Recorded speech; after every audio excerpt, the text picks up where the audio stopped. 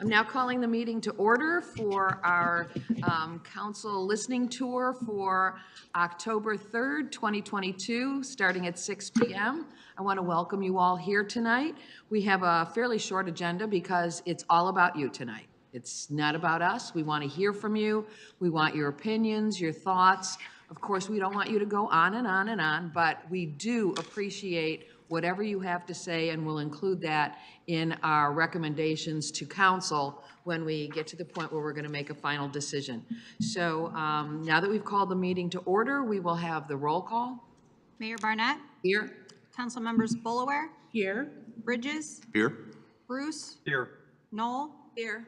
Massey. Here. And Newland. Here. Thank you. Okay, first on the agenda will be Mr. Arroyo, who has been spearheading this whole project for us. Hello. Good evening. Good evening. Yes, I'm Rod Arroyo with Giffords Webster. We're the city's planning consultant. We've been working with you on a number of steps as part of this process. So I just wanted to say a few things before comments from the residents begin. As most people are aware, state law in Michigan now does provide for the option for local governments to permit commercial cannabis facilities for both medical and for recreational purposes. You really can't drive down a freeway in the state of Michigan without seeing a billboard for a cannabis operation, usually advertising retail facilities that are located in other governments, other local governments, because the city of Farmington Hills has not opted to allow medical cannabis facilities under the Michigan Marijuana Facilities Act of 2016, which regulates commercial medical marijuana. The city has also opted out of recreational cannabis facilities, which is under the 2018 Michigan Regulation and Taxation of Marijuana Act. So the City Council has been monitoring this information as it's been made available. They've been studying the topic. There has been information that's come from the state. There's also been experiences from other municipalities that have opted in to allow cannabis facilities in their communities. In August of 2021, members of City Council expressed a desire to get additional information and to conduct 3 informational activities. The first was informational gathering from the industry, from the cannabis industry. There were 3 different sessions that were held. That information and, in fact, the live version of the video version of that is available on the city's website. This is fhgov.com. The second part was to research the experiences of other municipalities and collect that information. Staff has been doing that and providing that information to council through this process. And then the third part is why we're here today and then again tomorrow morning. This is a focus on hearing from the residents of Farmington Hills on their opinions on this topic. And that's why council asked to have this particular session as well as the one that's being held at 9 a.m. tomorrow. As previously noted, the city has not opted in for these facilities, and tonight's session is an informational session intended to gather the opinion of those residents that are in attendance. I want to point out that it's not designed to be a debate with City Council. It's not designed to be a debate with other persons who may be here with opposing views. It is a listening session, and it's a chance for residents to share their opinions with City Council. As a reminder, City Council has previously established ground rules for public input this evening. Number 1, if you do choose to ask a question, that question will not be answered tonight. It is the intent of the city to record any questions that are being asked and to provide a response at a later date.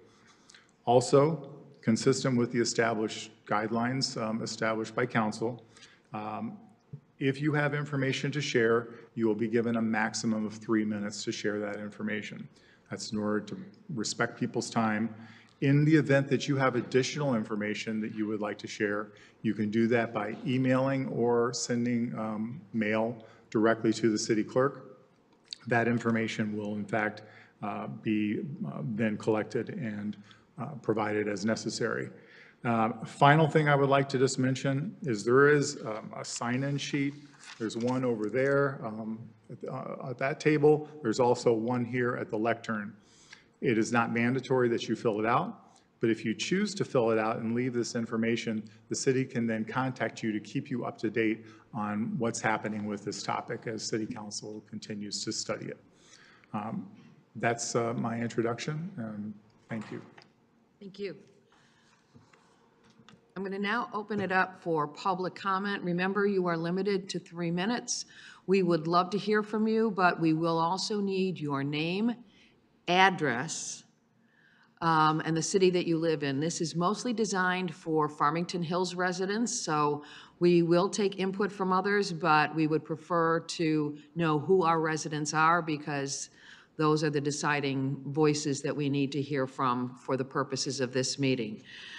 Again, 3 minutes, and we welcome your comments. Again, no questions will be answered. It's going to be very difficult for me to be quiet for the next 2 hours while we hear from you. I do have a stopwatch on my telephone that I will be using, and I will hold my hand up like this when you have 15 seconds left, okay? So anybody who wants to come forward, you can start a queuing line, or you can just monitor yourselves and come up one at a time. Thank you.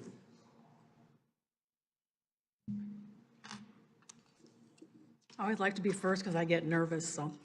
My name's Leanne Bigos. I live at 23720 Scott Drive in Farmington Hills, Michigan. I remember when we talked about drugs at school when I was a kid.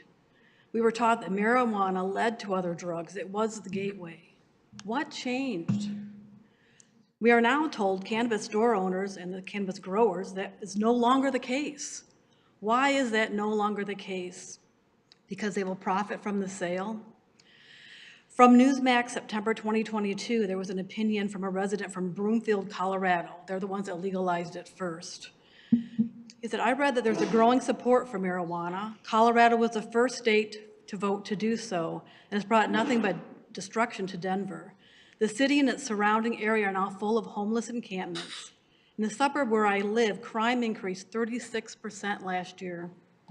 Legalizing marijuana helped bring about these scenarios. A study by Centennial Institute shows Colorado loses about $4.50 of every dollar the industry makes on marijuana. Only those heading the marijuana industry make money. The destructive lifestyle cost us all. Another article in the Denver News was February 2019. Lorraine A. Hughes, a PhD, associate professor in the School of Public Affairs at the University of Colorado, Denver, led the study. The study looked at data from 2012 to 2015. We found that neighborhoods with one or more medical or recreational stores saw an increase in crime rates that were 26% and higher than in other neighborhoods without any commercial marijuana activity. The article also noted measures of crime and disorder were drawn from the Denver Police Department, and they included aggravated assault, auto theft, burglary, drug and alcohol offenses, murder, public disorder, robbery, and theft from a car. Currently in Southfield, it is for sale as medical only.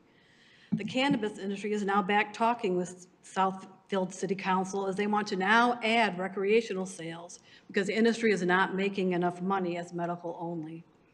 I know it's already illegal in Michigan, but as a resident of Farmington Hills for over 30 years, I would not like cannabis sold in the city limits. I am not willing to change the standard of safety we have in this city, and I hope you don't either. Thank you. Thank you very much, and thank you for your on-time comments. We really appreciate that. Next.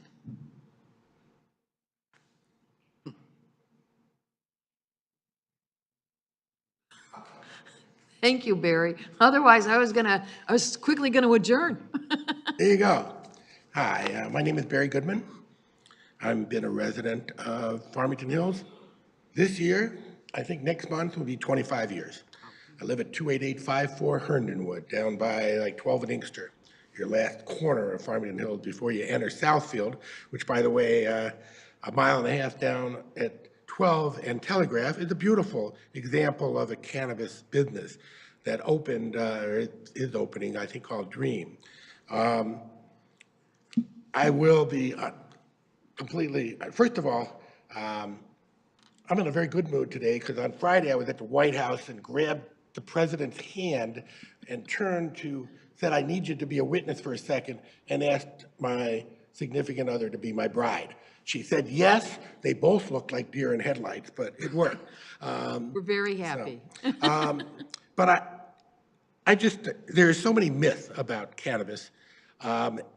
First of all, it is saving lives because it's eliminating the need for people to be on opiates. That has been reduced dramatically in this state alone. I'm not knowing what other states are doing, but it's dramatically lessened the use of opiates in Michigan. That alone should be a great reason to have a cannabis business.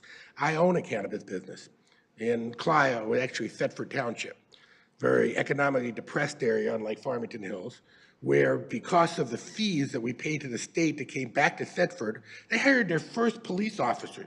They were using state police. Or Clio next door to come and look.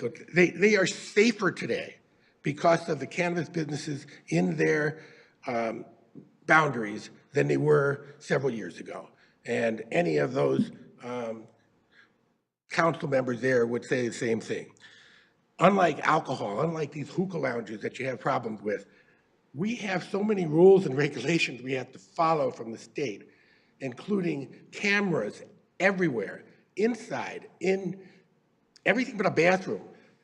Outside and inside, there's not 1 square inch that's not seen. There has been very little in the way of crime on or around a cannabis business in the state since it's been endorsed by the citizenry by quite a large amount, and I think in significantly over 50% here in Farmington Hills when the vote happened. I just wanted to say that I think it would be a benefit. There have been millions of dollars last year that went back to communities. And I just want to thank you very much for taking the time. I'd love to be up here for a long time because I talk for a living, Goodman Acker. So I thank you very much for listening. Thank you very much. Next. Public comment time. I'm assuming we came in late. This is all public comment All public comment. regarding marijuana. Great. Yes. Okay, perfect. Good evening. I'm here to let you know that I am highly in favor of Farmington Hills to continue their opt-out status concerning cannabis. As a Farmington Hills resident, mother of 5, and teacher, I do not want any form of cannabis commercialism in my community, specifically dispensaries and smoking lounges. My husband and I were thrilled when we moved from out of state to Farmington Hills and found a community that was safe and family-centered to raise our children. We knew we had found somewhere really special, and I'm very grateful for this environment that has been fostered and fought for by this city council. I would love for our city to be the one community that draws a line in the sand and says, not our city. This alone will make our city a desirable place for families to come. If you're looking for cannabis as a source of income, as the last gentleman spoke about, let's instead increase any amount of income we could possibly get from an influx of families that would come here to be part of this one unique, safe, and wholesome community. Besides, when have you ever heard the word cannabis and family go together in the same sentence? You haven't, and you probably won't ever. As a recently elected precinct delegate, I'm now aware that I'm representing a large group of people who strongly feel the same way I do and also say, not our city. We want our voices to be heard. We love our city and want to only change things for the better. So council, please hear my plea for you to also draw a line in the sand and say no to this form of commercialism and say yes to continuing fostering the amazing family-friendly community we have. And just a little off script, I just want to say, you know, there's still possibility for those who feel the need, they need to have that service. I know you can go minutes and get it. But really, I just want our community to continue standing in this wholesome environment we have and just say no. We have a wonderful place for families. It's really truly a gift, and I just would hate for that to get tainted by anything that can be muddled. There's just something to be said. Let's get our income from somewhere else if that's an issue. Thank you for your time. We just need your name and Oh, address. so sorry. Oh, no problem. Should have stopped me earlier. Ashley Riley, 36391 Park Lane Circle, Farmington Hills. Okay, thank you very much. Next.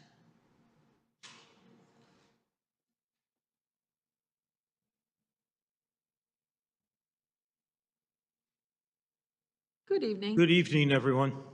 My name is Paul Wog. I live at 22001 Colgate, Section 35. I'm in the construction business, so I'm sort of up to speed about statewide things.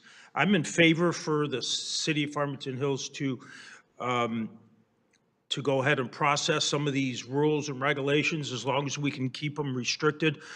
You know, the retail people in the retail areas, the growers and processors in the industrial sections. And I really think we need to look at the caregivers.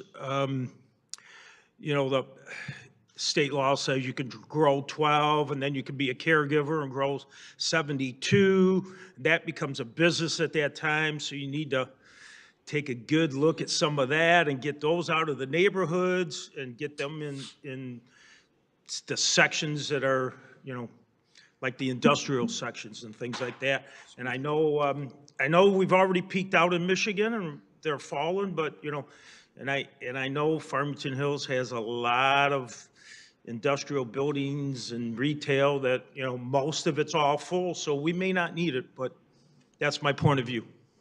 Thank you. Next.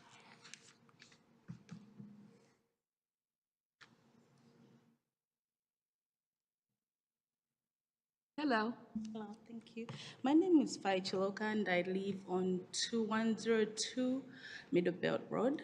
That's Wood Creek condos, Farmington Hills. So I guess my comment is very neutral, just depending on which way we look at it. We can never really stop at this point people from soliciting drugs or using them. They're still using them, although we are not selling them in our vicinities. Our children are dying. Our families are dying to addiction. So I think when I look at that, legalizing marijuana for the right reasons would be a good idea.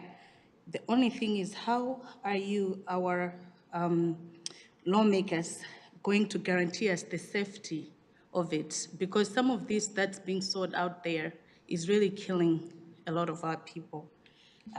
And also that,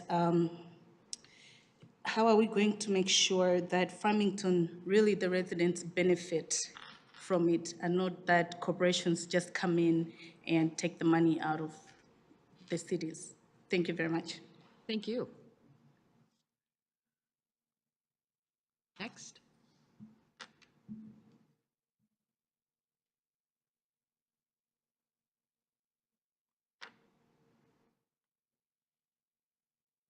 Hello, my name is Michael O'Connell, and I live at 35718 West Lyman, and I've been a resident for 38 years, I think.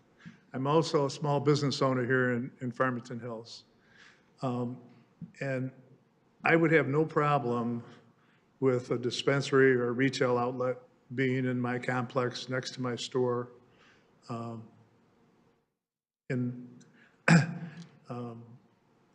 I didn't really write anything out or think about it that much, but the other flip side of that is I'm my wife's caregiver. So currently I have to drive to Wall Lake or Detroit to purchase medicine for her. I don't grow anything, so I have to go purchase it. And it only makes sense to me to have Farmington Hills opt in so that I can go to a dispensary here, purchase it, and my tax dollars stay in Farmington Hills.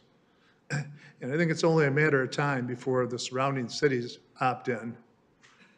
And I'd like to think we're on the cutting edge and generate all those tax dollars for our community rather than going to Walled Lake or Detroit or wherever. So that's all I have to say. Thank you very much.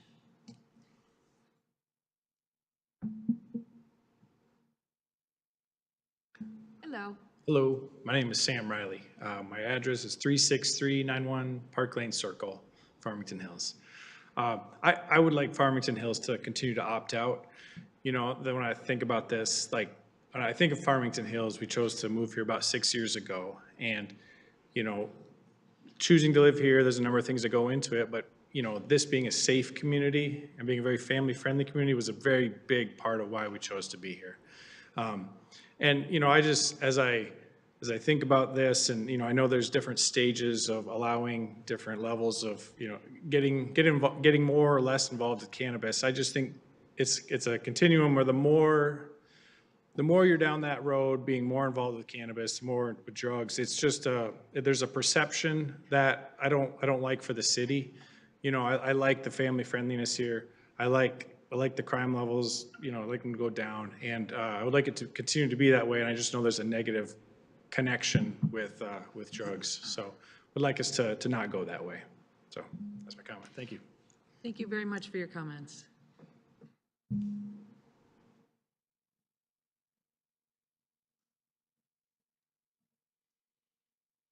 Good evening. Good evening. My name is Kerry Arold, a lifelong resident.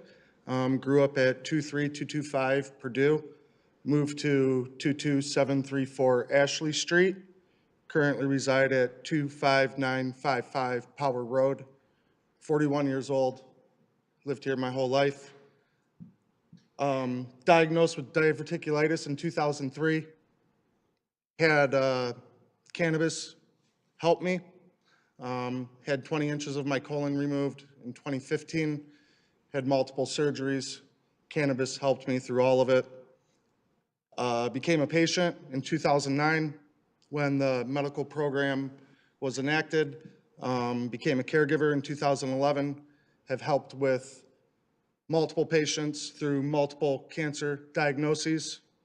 All for them to, you know, get back to a normalcy with their families.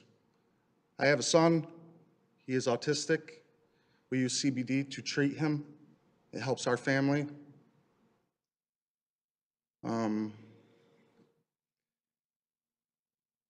Cannabis is no different than a prescription pill. It's no different than alcohol. The fear behind it is unjustified. I feel as though there's more statistics out there where crime rates have gone down as opposed to going up. When compared to large-scale cities with a population of over 1 million people, compared to our population of 80,000, we tend not to see those types of crimes in a smaller local city versus a larger metropolitan city. Because I was caring for cancer patients, my product has always been tested through PSI labs ever since I was a medical patient for myself, because I took pride in helping them. So just as an individual, caring for these patients, caring for myself, I took pride in the medicine that I was ingesting that helped me. I took the time to go and get it tested for my well-being, for my benefit. I troubleshooted pathways that allowed me to grow as a better individual. It's not about making money or anything like that. It's about providing patients with medicine. It is also recreational as well. But again, it is medicine. It's here for us. Thank you. Thank you.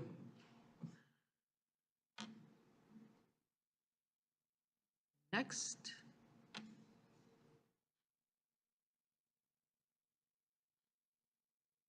Anybody else?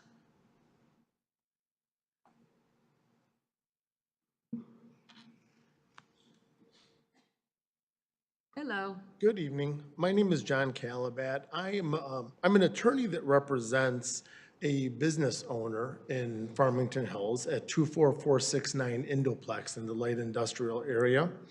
I operate my law practice out of Farmington Hills as well. So I wanted to speak briefly on the issue, if that's okay, although my clients are not actual residents who live in the city, but they're business owners here. One of the things I guess that's important to bring to your attention is that regardless of whether or not it's legalized to sell here or to grow here, people are still doing it. Some of them are doing it illegally. They're doing it out of their homes. They're selling it out of their homes, or they're selling it, or they're growing it out of their homes. I think that setting up a system where you have responsible business owners operating, maybe in a light industrial area of Farmington Hills, or in designated areas that the council feels is appropriate, would probably be very beneficial to the city and to the residents in general. Number one, that's going to generate some more revenues for the city in the form of property taxes, as well as licensing fees that the city could charge. Other cities are already doing this, so they've been doing it outside of this general area, but it's coming soon more and more. So I don't think that not allowing it here is going to reduce the amount of people that are doing it. People who are going to do it are still going to do it, but they're going to go elsewhere to make those purchases.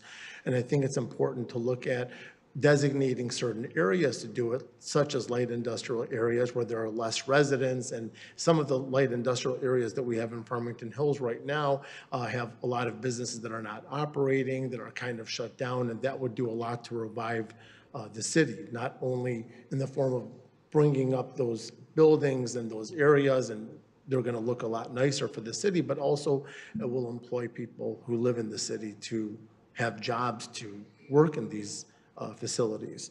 I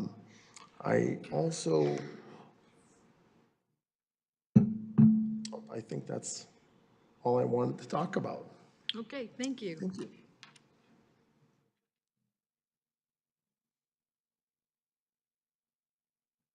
See a lot of people sitting.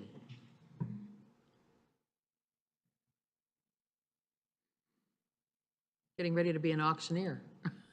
Going once, going twice.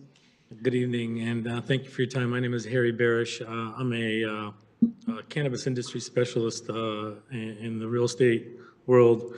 I'm a former resident of Farmington Hills of 13 years. I'm currently a resident of West Bloomfield, and I just wanted to give you share some of my thoughts on the subject, since it is right next door to me. But cannabis has stimulated quite a bit in this industry. Obviously, the industry is going through some adjustments right now, but there is definitely a lack of retail outlets in Metro Detroit, specifically in Oakland County, where really the only locations you can get there's retail outlets are Walled Lake, and now there's other municipalities that are opting in. More and more of them are opting in. Oxford, for example, the city of Oxford, Lake Orion has opted in, and they're all online. The sky hasn't fallen. They're tucked away in nice industrial areas and in some retail areas. The cannabis industry does more for the communities than pretty much any other community, any other business. And some of that is because they have to. In not many industries do you have to give back to the municipalities in some other way. And most of them are happy to do it. The industry is definitely, again, it's lacking retail in Metro Detroit area, primarily in this part of Oakland County.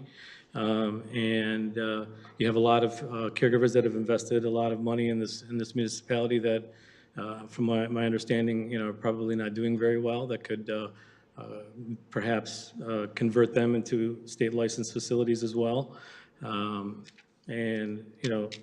There's still the stigma. This is still a plant. This is plant-based medicine. It started out as medication. There's 37 states that currently have opted in for medical purposes. There's about half of that that have opted in for recreational purposes. The industry is heading that way. It's projected to be a $3 billion industry here in Michigan once the market matures. We're currently at about a $2 billion a year industry. So many municipalities have, reaped the benefits, the tax benefits, which again are higher than most businesses. Farmington Hills would fill a big void for people to seek out a retail location. And I believe that, it would be well received amongst the cannabis community and a very attractive municipality to do business in. And all these businesses invest a significant amount of money into these buildings and, turn out first-class buildings. So I appreciate your time. Thank you. Thank you. Okay, if you want to speak, just stand up and come up to the mic. Going once, going twice. You almost got locked out. My name is Jessica Sheffman. I live at 29167 Hemlock Court, Farmington Hills. Just responding to a couple of things that I heard today, rise in crime and then concerns over possible contamination of drugs. Contamination of drugs usually is a myth, especially when regulated. It's not cost-effective for a business to lace one drug with another. It would be there wouldn't be any incentive to do that. So it's usually like a myth. Same with the rise in crime, because correlation does not necessarily equal causation. Just because it's legalized or we opt in to the program because it's already legalized here in Michigan does not necessarily mean that we will see a rise in crime, because those two don't necessarily lead in a direct path. We heard a lot from caregivers and concerns over opiates and opiate addiction. While marijuana might be habit forming, it is not addictive. So having access here in Farmington Hills, excuse me, Okay. a little nervous. Having access here in Farmington Hills would actually, we have the possibility of seeing a reduction in harm for that. And those are my comments. Thank you. Thank you very much. Sometimes it's hard to come up when thank you. Anyone else? Going once? Going twice?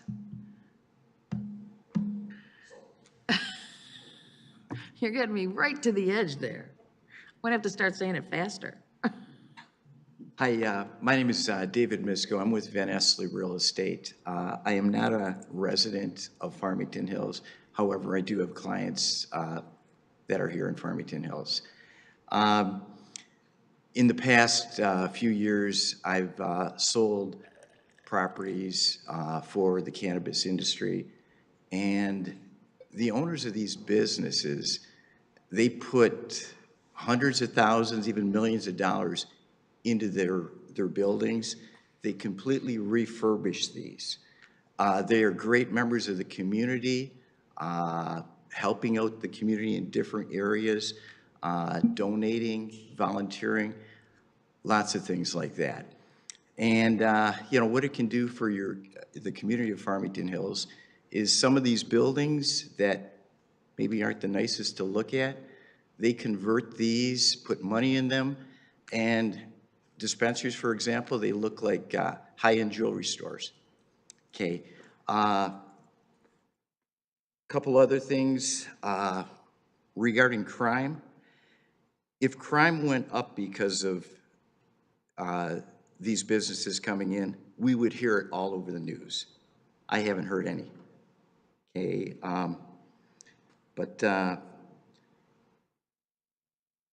I think it would be wise for Farmington Hills to opt in. It does provide a lot of money for the community as well. For every, for example, dispensary, the community would get $56,400. That's as of last year, 2021. This year, the figures aren't out as of yet.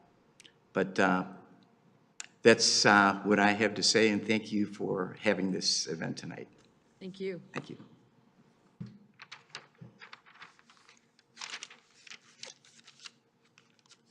There you go, as one gets off, one comes on. Thank you. How you doing? Excuse my voice. I have lost it a bit.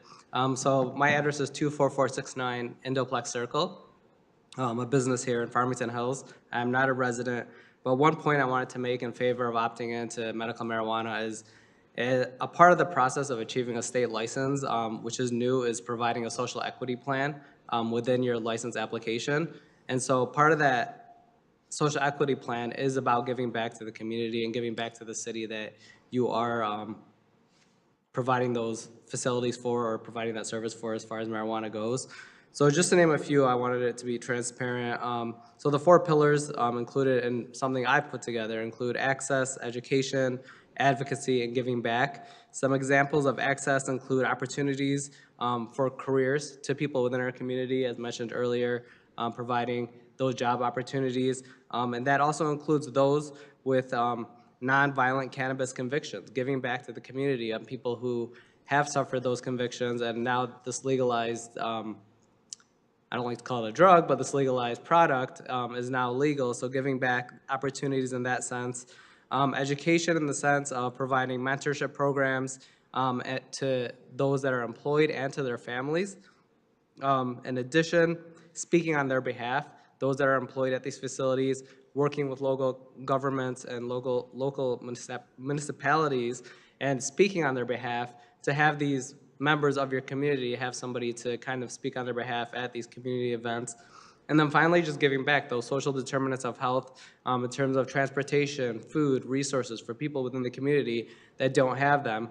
Part of these components of this social equity plan would help provide that to the people of this community, because it's not just about coming into the community and making a profit. It's really about giving back as well and providing resources to the community. So I just wanted to make that point that I know this is obviously a big debatable topic, but there are a lot of components that come with getting a license and bringing those facilities to the community. So that's all I have to say. Appreciate it. Thank you very much. Anyone else? Once? Twice? Okay, I'm going to officially close the meeting for this evening. May I do that when we're scheduled for an 8 p.m. close? Mayor, do you want to recognize the letters that we received? Oh, yes.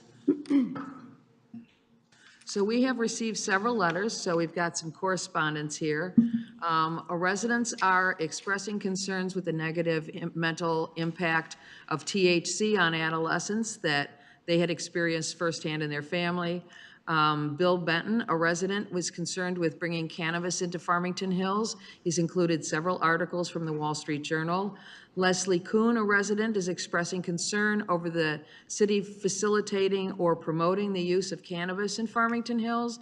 Deborah Harris, a resident, inquired about the impact of dispensaries in the community, including property values, attracting new residents and businesses to the community, and the odor of the facilities.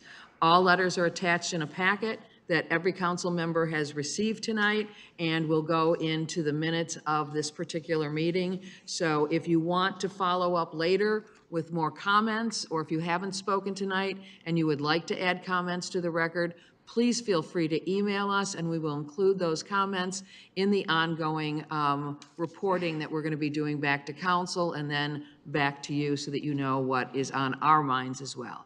So I want to thank you all. Mr. Jopik, is it okay to end the public hearing early? Yes, I would say it is. I think it's pretty clear that anybody who didn't have an opportunity to speak, who might be late, they have a full opportunity to submit their materials in writing at any time. I think it's been repeated multiple times. It's in all the materials that went out ahead of time. Plus, we're having another workshop tomorrow morning, and they can attend that. So yes, I think you are fine with that, Madam Mayor, and It's typical for for you to close your meetings at an adjournment point, so. Okay, well, I also want to remind you that we'll be having another meeting tomorrow morning, so if you have any friends or neighbors that have not been able to come tonight, but would like to join us tomorrow morning at 9 a.m. here in this same place, from 9 a.m. to 11 a.m., we will be welcoming your comments and their comments as well, and we appreciate all of you coming out and giving us your public input. You have no idea how important this is to us.